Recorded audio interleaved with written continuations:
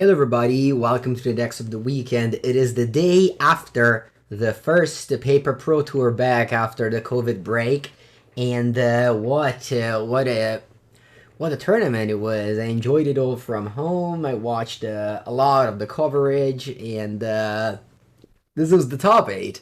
I hope you also had the opportunity to follow the coverage because it was great. Honestly, just the best coverage I've ever seen. No downtime. They were able to pre-record matches, show them one after the other without some of the annoying breaks that often happen in the past. They delayed the stream of a couple of hours for the limited part, but I think it all went perfectly because again there was basically no downtime and yeah, very talented and well prepared commentators. Very good very good show. And this was the top 8. Three Hall of Famers, three Hall of Famers: Shota Yazoka, Reed Duke, Gibber Nassif, the world champion Nathan Stewart, and as well as four new faces at their first first appearance at the high stage for sure. Made up for a very diverse field. While I still I'm not Pioneer is not my favorite format. I have to say that the matches were enjoyable.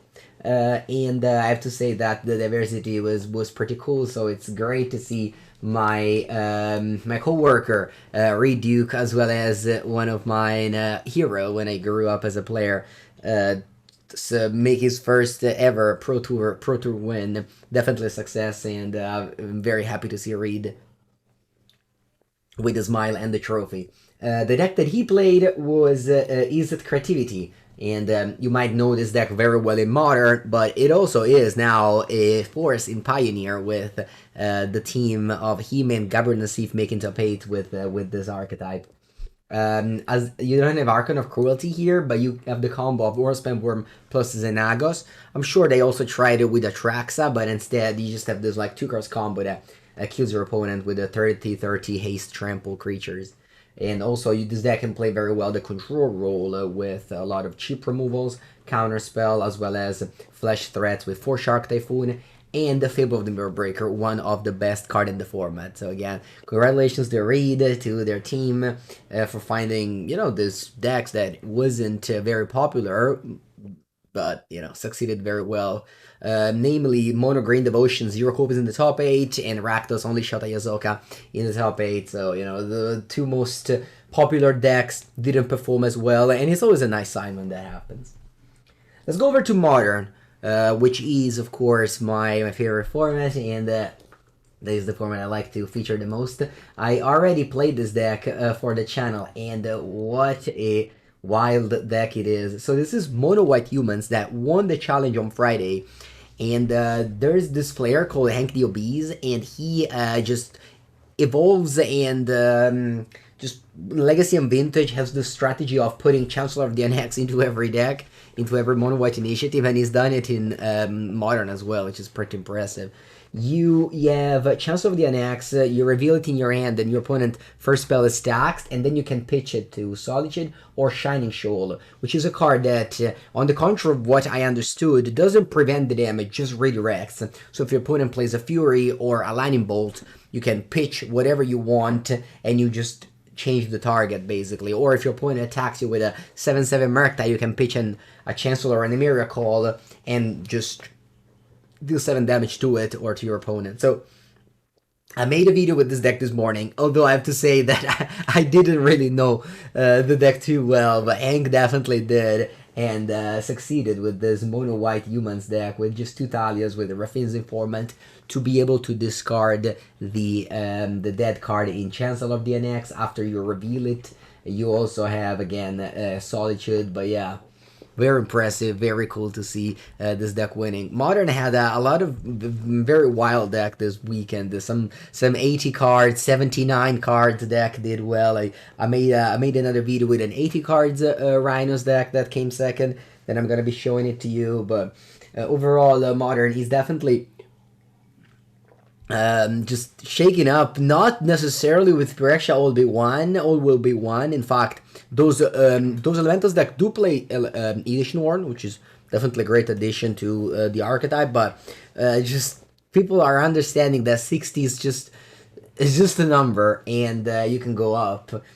69, 80, 74. I've seen every number at this point of Elementals deck in the top 8s, and so yeah, this doesn't stop you from making your own number. You could be the first one to top 8 with, I don't know, 71 cards and things like that. So the cards are powerful, and yeah, that's definitely one of the cool things right now going on. Speaking of decks that play more than 60 cards, in Legacy you still have Yorion, so you can play more than 60 cards and have a reason to do it more than just, I want to fit more cards into my deck. And this is how Death and Taxes Yorion won the challenge on Sunday. So Yorion Death and Tax is definitely a deck that we haven't seen in a while. Mono white initiative just kind of be like the better mono white deck of the two, but you know, as I said last week, the Legacy metagame is opened again. Just Delver beats White Initiative now with the addition of Snuff Out and just more hybridate in general. So Death and Taxes raises to beat Delver. It did in the final.